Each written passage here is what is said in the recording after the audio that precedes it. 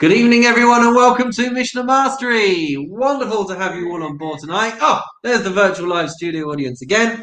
We are going to be doing chapter 10 and chapter 11 of Masechet Zevachim, and we are going to be starting with Mishnah Aleph of chapter 10 of Perek Yud, where we're talking about which sacrifices are given priority. If you have multiple options in front of you, which one do you process first? And the rule, as we're going to see in Mishnah Aleph, is whatever you would do more frequently should come first. Are we all ready, guys? Here we go. Says the Mishnah in Mishnah Aleph, Kol hatadir mechavero. Anything which you do more frequently than another sacrifice, that is going to be processed first. So that one comes first. Kol hatadir mechavero kodemes chavero. Whichever one you do more frequently comes first. For example, hatmidim kodmin lamusafim. A korban tamid, which is brought every single day, would be done before the korban musaf, which is brought every single... You're muted, Philip. You're muted again. Shabbat. Every single Shabbat, or every single Yom Tov, or every single Rosh Chodesh. But the point is, that is more infrequent than every single day. So the Tamid comes first. Musfei Shabbos, the Musaf of Shabbos, Kodmin le Musfei Rosh Chodesh would come before the Musaf of Rosh Chodesh, because there are 4 Shabbats or 5 Shabbats in every month. And yeah, you know what I mean. You have more Shabbats in a month than you have one month, one Rosh Chodesh. Anyway, Musfei Rosh Chodesh, Kodmin le Musfei Rosh Hashanah. And there are more months in the year than there are Rosh Hashanahs. So you would bring the Korban Musaf for Rosh Chodesh ahead of the Musaf for Rosh Hashanah. Shneimar, as it says, quoting the Pasuk in Bamidbar, chapter 28, verse 23, Milvad olas haboker asher olas hatamid tasu eseile kaele. Yeah, that's the laning from Pesach. Besides the burnt offering of the morning, which is for a daily burnt offering, you shall offer these, indicating to us that the Korban Tamid is the one that you would prioritize, the one that you would associate as having to bring, and it's the novelty of the other sacrifices which indicates to us that you would always prioritize the more frequent. Mishnah base.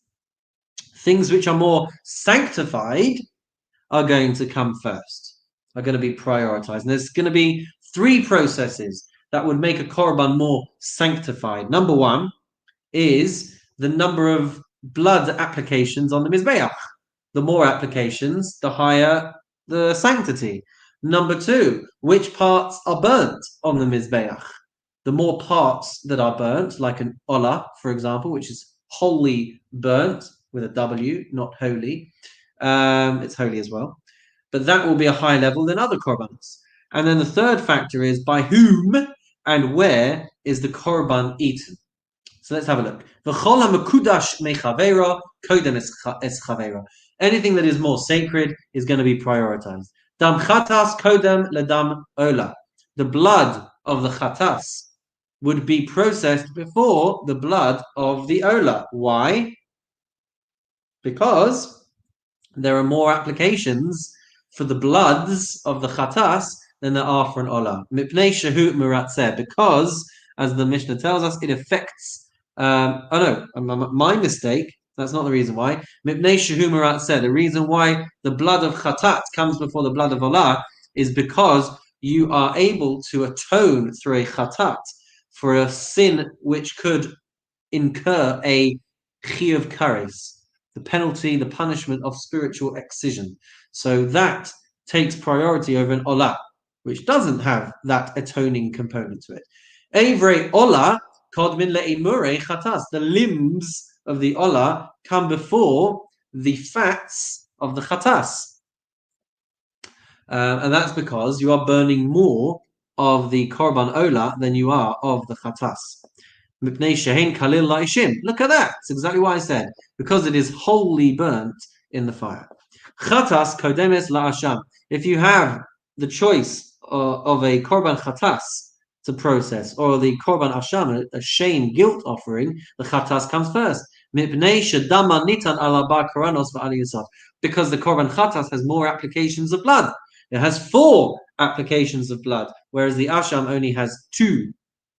Asham kodem latoda el nazir. The Asham comes before the thanksgiving offering and the ram of the Nazir, mipnei shehu kodshe kodshim, because Asham is still in the category of kodshe kodshim, the higher level sanctity.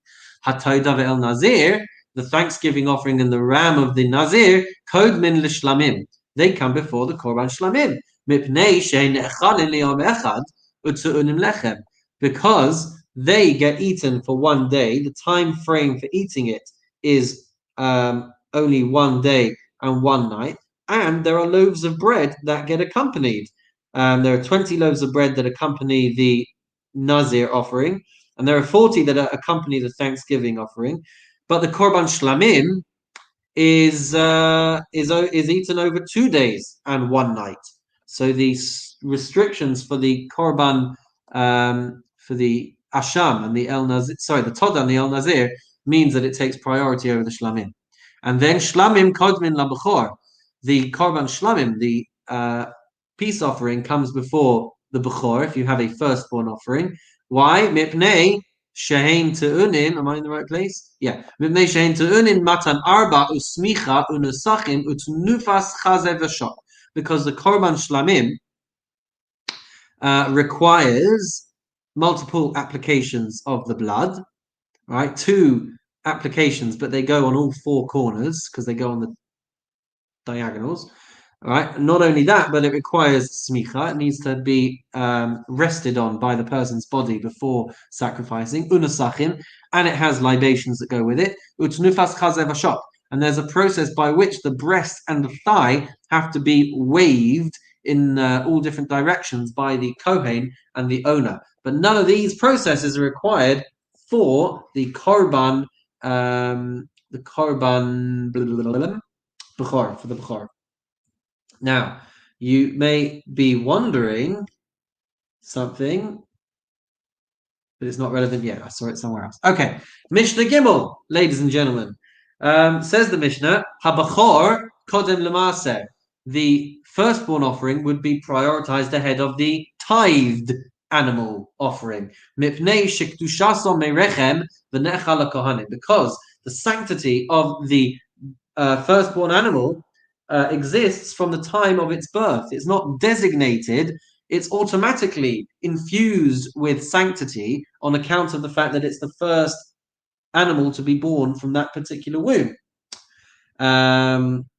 Now, the Bechor gets eaten by, is that what I want to say? And not only that, but the Bechor is eaten by Kohanim only, whereas the tithed animal offering is eaten by anyone. Hamaser Kodin La'orphos. The tithed animal offering is brought before birds. Why? Mipnei shehu zevach v'yesh bo kodshe kodshim damo v'emurav.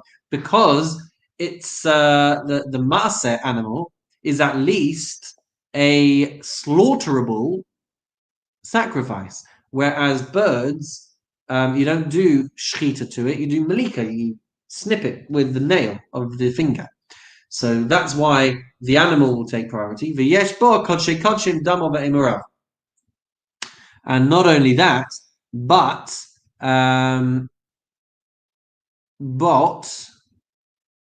it's kodshe kodshim. Oh, there are 2 elements of this sacrifice of the maaser, which are kodshe kodshim, high level, and that is damo ve'emurav, its blood and its limbs, which get burnt on the altar. Whereas the birds, only the blood makes it to the altar, but not the actual animal itself. Mishnah Daled, ha'ofos kodmin lemenachos. Birds are going to take priority over menachos, which are the flour meal offerings, because at least birds are under the category of blood species, meaning that they do have blood components to them. Minchas chote, the poor man's korban chatas, if a person needing to bring a korban chatat did not have enough money, so they could bring the minchas chote, which is a cheaper version. So that would take priority kodemes leminchas nedava, to a voluntary mincha offering, a voluntary meal offering. Because at least with the minchas chote, it is coming on account of a sin.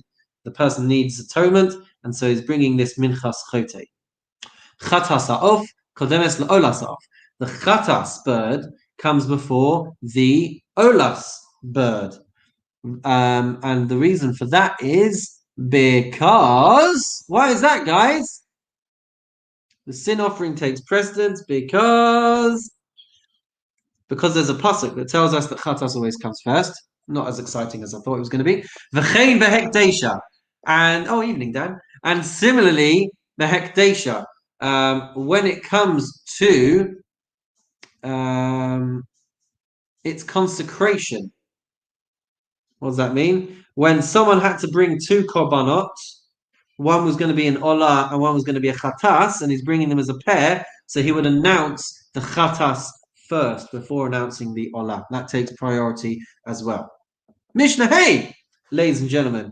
Kol hachataos shebatorah, all guilt offerings, sin offerings in the Torah, kodmos la'ashamos, they should be prioritized. They should come before ashamos, any sin offerings. Chutz me'asham mitzora, with the exception of the shame offering of the mitzora. The person who is recovering from sara'as, the mitzora, he has to bring a chatas and he has to bring an asham, but he brings the asham first. And the reason for that is there's a dual purpose, because it starts to make him ready to be purified. So the asham comes first. Mipnei shehu ba al yedei hechsher, because the asham offering is coming to, as it were, effect his purification process. Kol ha'ashamos shebatorah, all of the guilt offerings in the Torah, bayin b'nei shtayim uvayin b'chesef shekalim, they should be brought with animals, with rams that are at least 2 years old, uvayin b'chesef shekalim, and they have to be worth at least 2 silver coins. Chutz me'asham nazir, with the exception of the nazir's shame offering, and this is a nazir who became tameh during his period of nazirus, and so he now has to bring a korban asham before resetting his count. So that asham of the nazir, va'asham mitzora, and also the asham of the mitzora, shehein ba'in b'nei shnasam, those animals should be 1 year old, or in their first year, and va'einan ba'in b'chesef shekalim, and they don't need to be worth 2 silver coins, 2 silver shekalim, to be able to be brought. Moving on to Mishnah Vav. Kashem shehe kodmin b'hakravasan, in the same way that they would be prioritized for processing their sacrifices, kachen kodmin b'achilasan, so too they should be prioritized with regards to their consumption, with regards to when the deadline for eating them is going to be. Shlamim shel emesh, if you have a shlamim which was brought in the Beis Hamikdash already yesterday, ushlamim shel hayom, and you've got a shlamim which has been processed that very day, shel emesh kodmin, then the one from yesterday should be eaten first, because that one has the more imminent deadline. Shlamim shel emesh, if you have a shlamim from the previous day, v'chatas v'asham shel hayom, and you have a sin offering and a guilt offering from that day, shlamim shel emesh kodmin divrei Rabbi Meir. Then Rabbi Meir is going to say that the shlamim which had already started the previous day, that one should come first. However, say the chachamim orin hachatas kodemes, the sin offering comes first, mipnei shehi kodshe kodshim. Even though the deadline might be the same, and you had a korban which was processed earlier, the chachamim say that you would eat the higher level sanctity korban first, which is the chatas in this instance. Moving on to Mishnah Zion. Says the Mishnah, uvechulam, and with regards to all of this, hakohanim rashayin l'shanos ba'achilasam, the kohanim are allowed to alter the way in which they eat them. And they can eat them la'achlan sluyim, they can eat them roasted, shlukim, boiled, muvushalim, cooked, v'laseis l'sochan tivlei chulin, v'sivlei truma divrei Rabbi Shimon. And Rabbi Shimon says they can be seasoned with spices of chulin, which have not been sanctified, and even spices of truma, which can only be eaten by kohanim. Says Rabbi Meir, Omer, Lo yitain latochan tivlei truma. You shouldn't use spices of truma, even though you're a kohen. You shouldn't use spices of truma. Shelo yavi es truma lidei psul, because you could end up putting those spices of truma into a disqualified status. How so? Spices that are truma, they have to be eaten by kohanim, but there's no deadline to eat them. There's no expiration date. But if you start seasoning your korban with spices of truma, now all of a sudden you've put a deadline on these spices. And so for that reason, Rabbi Meir would say you shouldn't season your sacrifice with spices of truma, because you're putting an expiration date on it, which didn't need to be done beforehand. Going on to Mishnah Ches, we're going to see that certain oils were burnt entirely, and some were given to kohanim. Now, oil was used mainly for a korban mincha, for a flour meal offering, and for libation offerings, and also for a metzora. So the Mishnah is going to say as follows: Amar Rabbi Shimon. Rabbi Shimon says, Imra isa shemen shahu mischalek ba'azara. If you see oil that is being distributed in the temple because the kohanim are going to consume these samples of oil, says the Mishnah, Eina tatzarich lishol mahu. You don't need to ask what it is. Ella mosa rekike minchos Yisrael.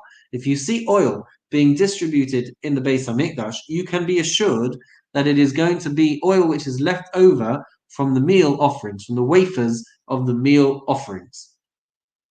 So if there was left over oil from these wafers, then it would be given to kohanim. And if it wasn't from that, then v'log shemen shomet sarah, then it would be from the measurement of oil, the log of which is a type of volume. It's the volume of oil of a log, shomet sarah, which also would be given to to kohanim. So if you remember from your parsha last week, we read Tazria Metzora. So there would be sprinklings of oil, and it would be applied to the earlobe, to the toe, the thumb, etc. So it was a process, and the leftovers would be given to kohanim. So if you see this oil being distributed in the Beis HaMikdash, you know it's from one of those. Imra isa shemen shehu nasan al gabei ha'ishim. If you see oil which is being put onto the mizbeach, you don't need to ask where it's from. Rather, you can be sure that it is coming from the minchos kohanim, the meal offering of the kohanim, minchas kohen Mashiach, or of the anointed priest, which had oil which would be burnt onto the altar. She'ein misnadvin shamen, because we do not contribute oil to the mizbeach as a voluntary offering. So if you see it, you know that it's had its place. Rabbi Tarfon Omer misnadvim shamen. However, Rabbi Tarfon says you could be taking a fistful of oil and burning that on the mizbeach as a gift offering, and so I guess he would disagree with the last part of that Mishnah. But fundamentally, if you saw it, you would know where it was coming from. Mazel tov, ladies and gentlemen, on completing chapter 10, Perek Yud. And with that, we dive straight in to Perek Yud Aleph, chapter 11. And we're going to be dealing with unique halachot of the korban chatat, of the sin offering. Says the Mishnah Aleph, we're going to be talking about the following. If blood from an animal, from a sacrifice, was to get spilt onto the uniform of the Kohen, then the clothing is going to require washing. It has to be washed in the Azara.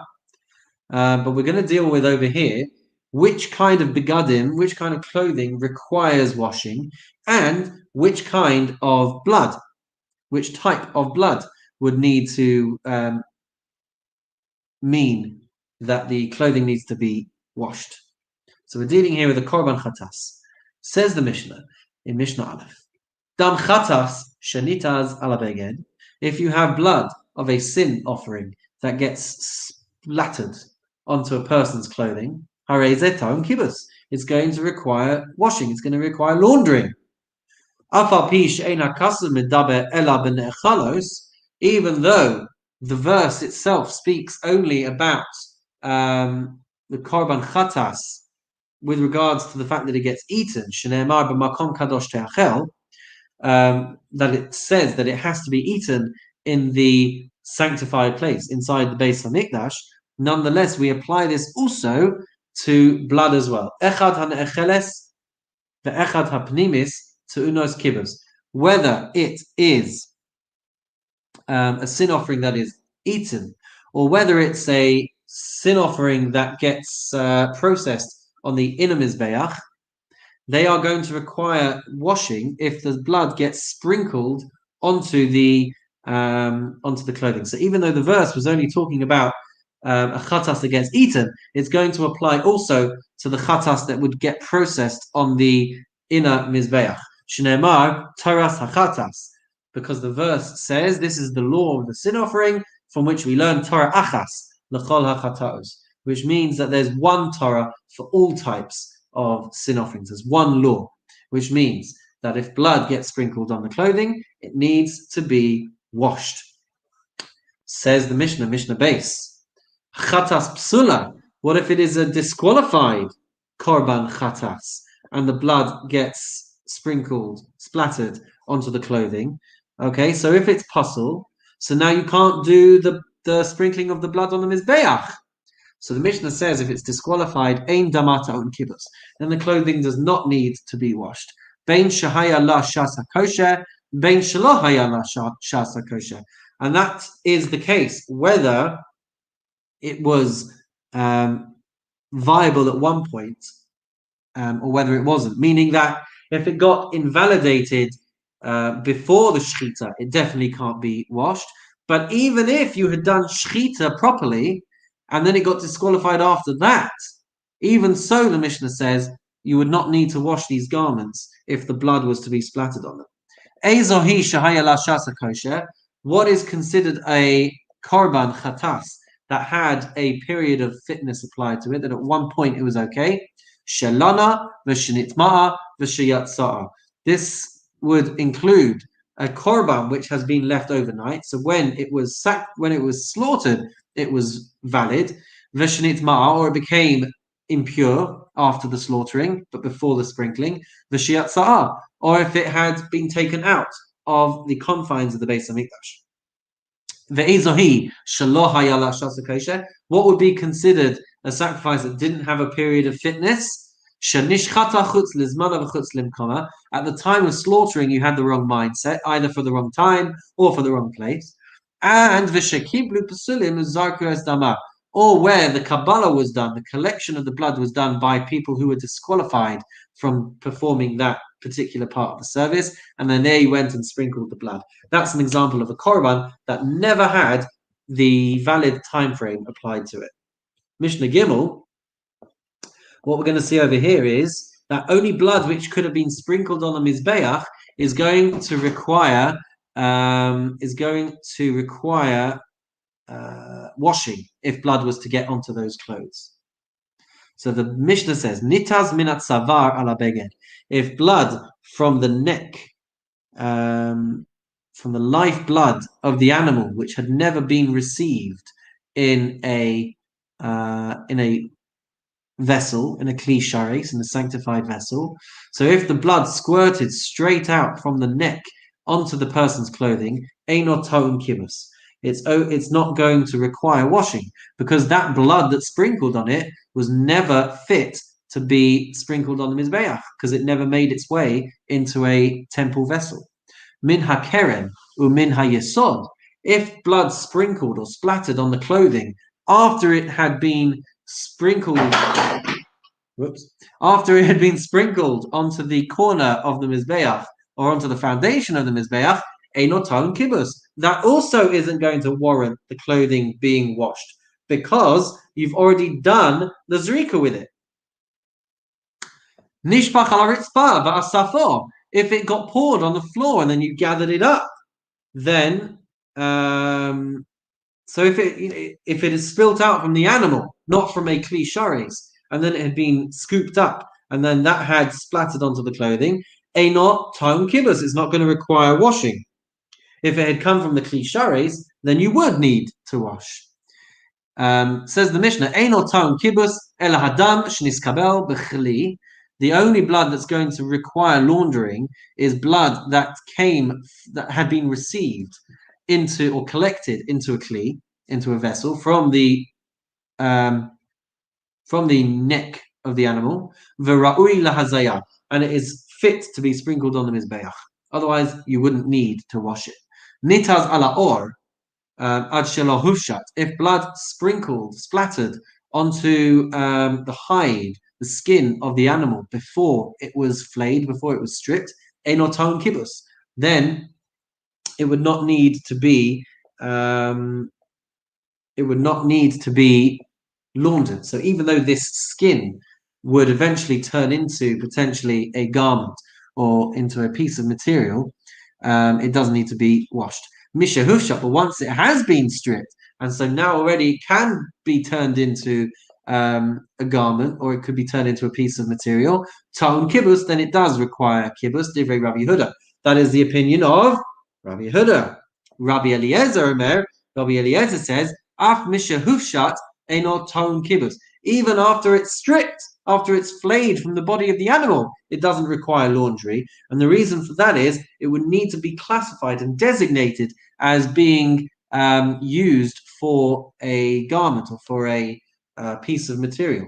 If it doesn't have a shame beged on it, if it doesn't have the name beged designated to it, then Rabbi Eliezer would say it does not require kibbutz, laundry. Ein oton kibbutz ela makom hadam. The only part of the beged that requires washing is the area where the blood had splattered. V'davar shehu ra'ui lekabel tuma v'ra'ui lechibus. Says the Mishnah to finish off there. Only if it was an item that could become tameh, if it was the required size to transmit tuma, v'ra'ui lechibus, and only if it was fit to be washed, which would exclude things like wooden kalim. So those wouldn't need to be washed if the blood had splattered. But if it was a beged, then the Mishnah is telling us that it would need to be washed if blood was to be sprinkled onto it.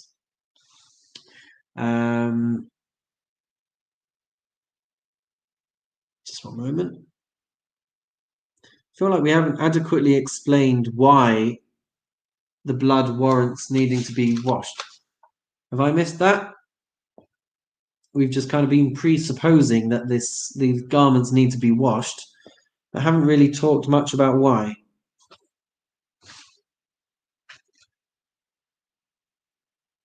Earth?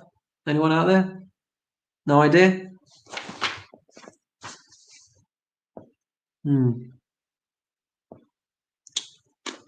All right, answers on a postcard. We mentioned earlier that for a chatas, there's certain times in which you do have to clean the blood. Yes, but why? What's going on when this blood sprinkles onto the garment? Why are we going into this so much that we have to wash the garment? Is it contaminating it?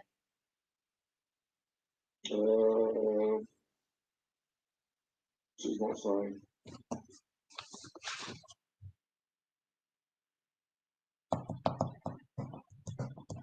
It must be. All right, well, answers on a postcard. Mishnah Dalet, guys.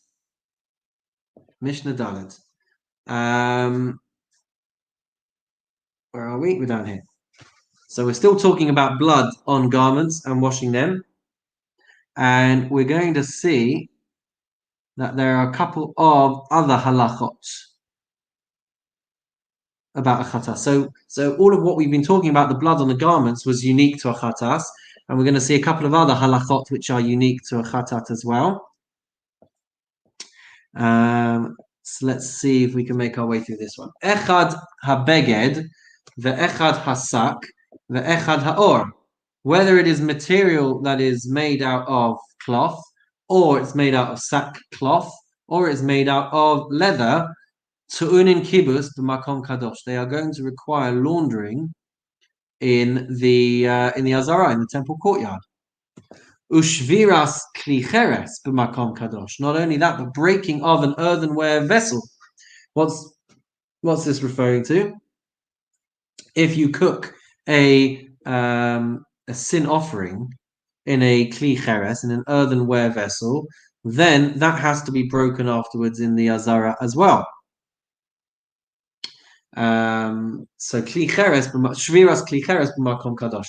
If you cook a chatas in an earthenware vessel, that has to be smashed in the Beis Hamikdash as well. So I'm guessing it's conveying some kind of tumah, and I've obviously just missed that memo somewhere. Umurika ushtifa b'chli nechoshes.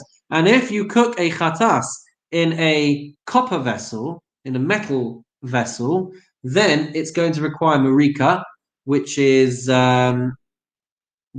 rinsing the inside with hot water, ushtifa, and rinsing the outside with cold water.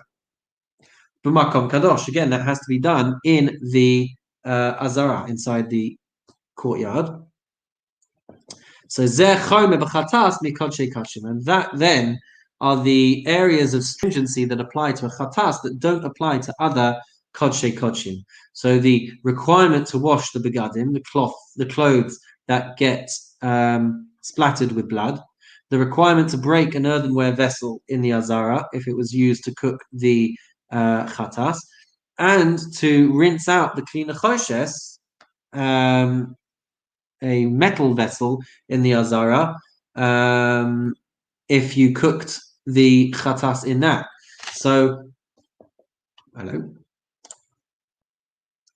what's going on there? What's happened to my internet? Can you guys still see me? You can still hear me? Yeah, we're still online. Okay. That's awkward. What's going on?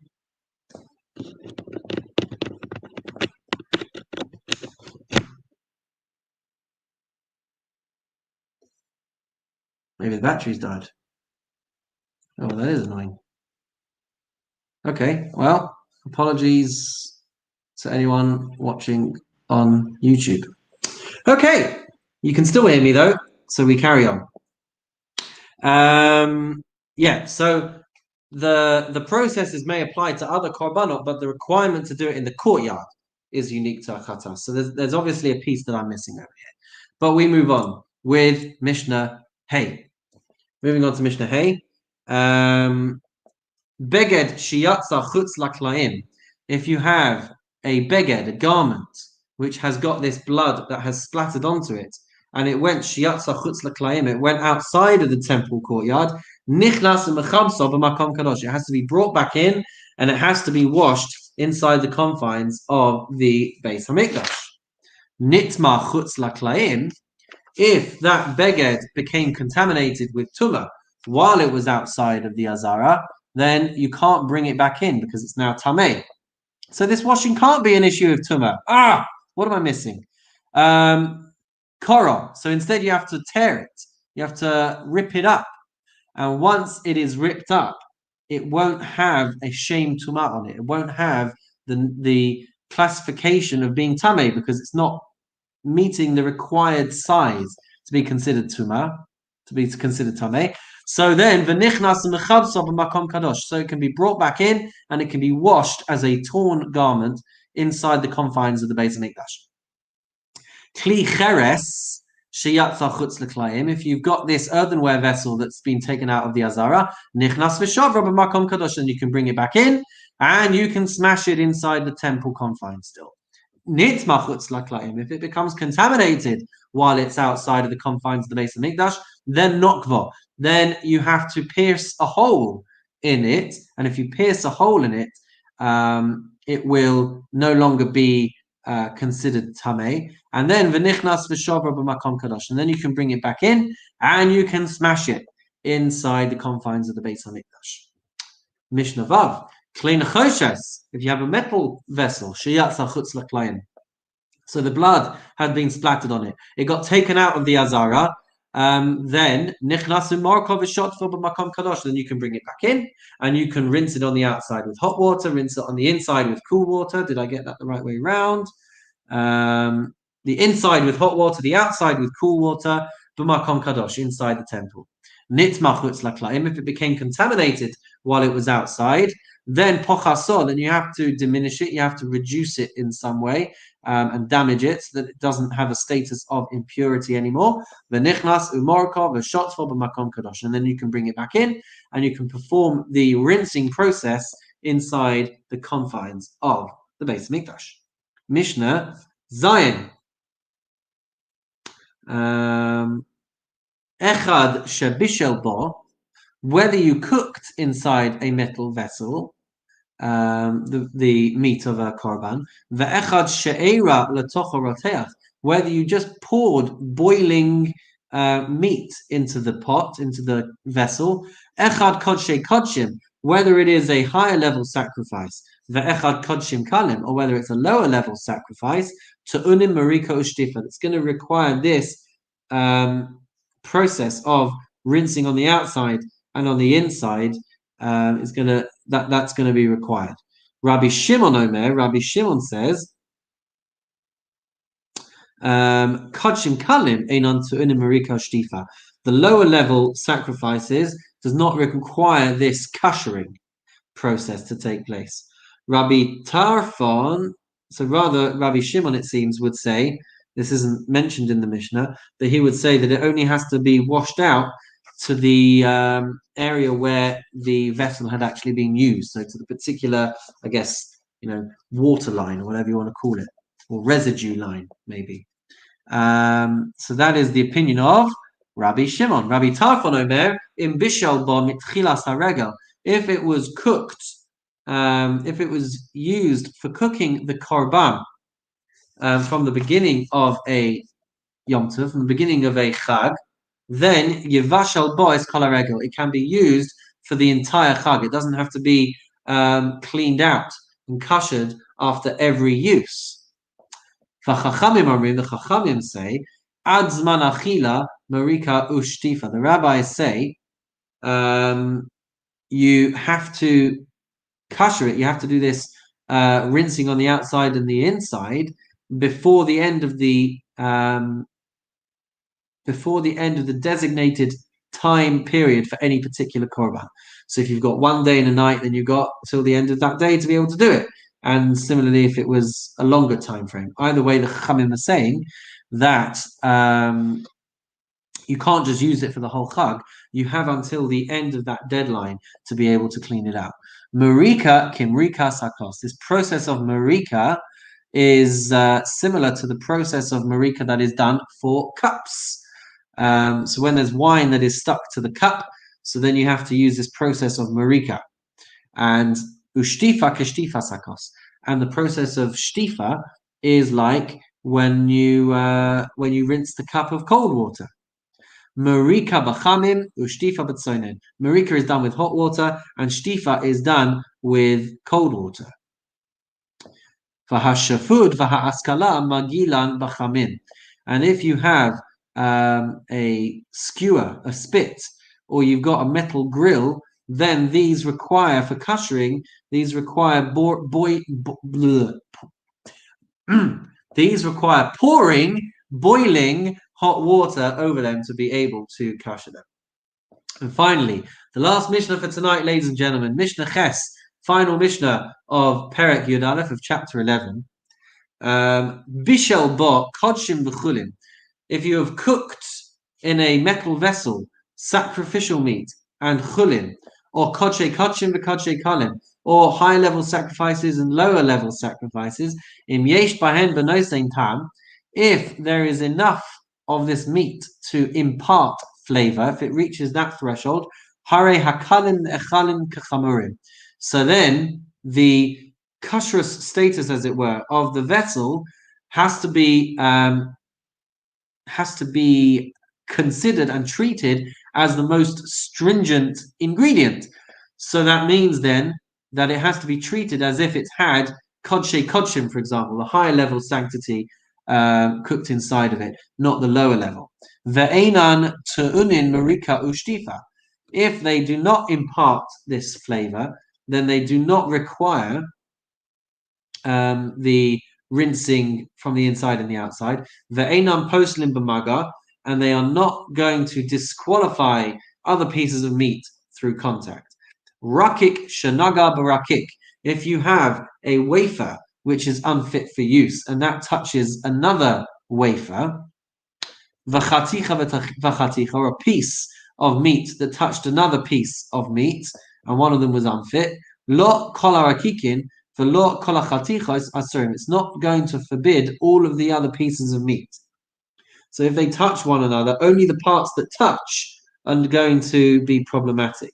Eino aso ela makom shebala. So if these pieces do touch, the only parts that are going to be forbidden are going to be the areas that actually came into direct physical contact, and that can be cut off, and then the rest of it could still be used and could still be consumed.